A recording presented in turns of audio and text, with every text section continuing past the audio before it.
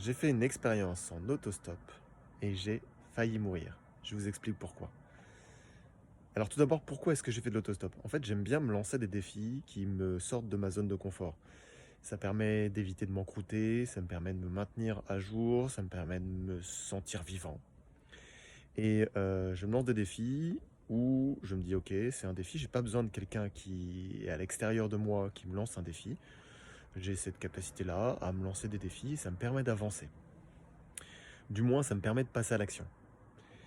J'ai décidé de partir, j'habite à Draguignan dans le Var, et d'aller à Marseille en stop.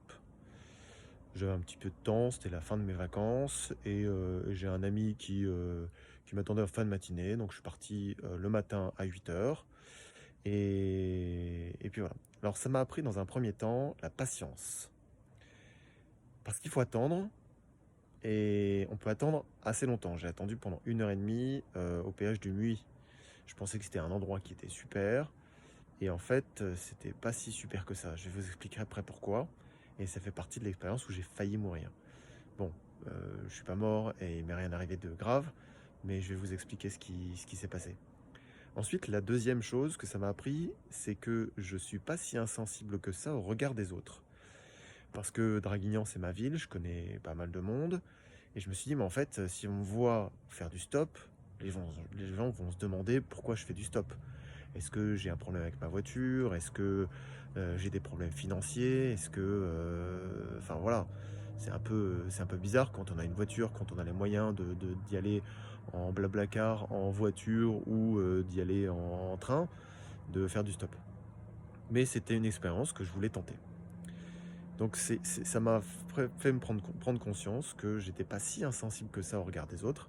Et c'est important d'en avoir conscience. Et la dernière chose que ça m'a apprise, c'est que un éléphant, ça se mange une bouchée à la fois.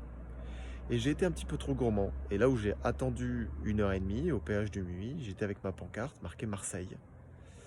Et, et en fait, le Muy-Marseille, c'est pas très intuitif, visiblement, pour les gens qui habitent à Draguignan.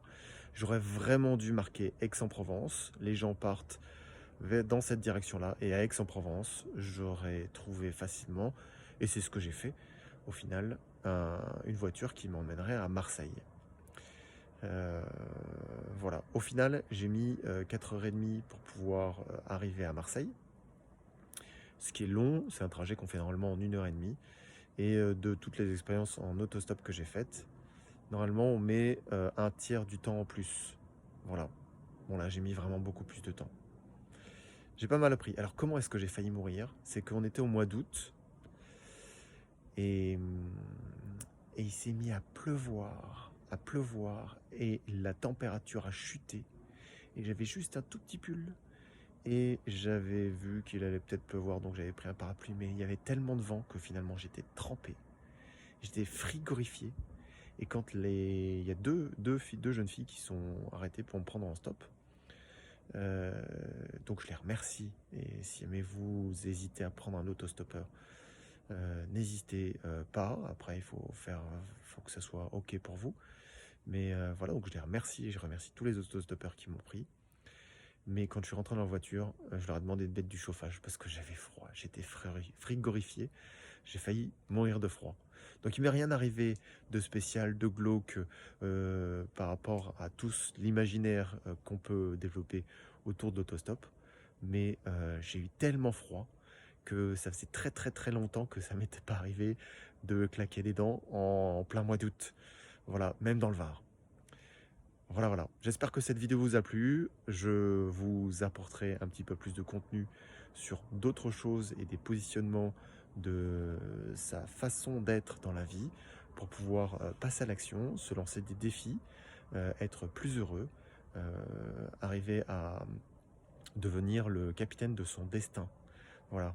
Toutes mes vidéos participent à ça. Sur mon blog moncapitaine.com, vous trouverez aussi un, comment dire, un, un test de personnalité que j'offre gratuitement qui permet de commencer par la première étape la plus importante pour être capitaine de son destin, c'est de se connaître soi-même. À très bientôt.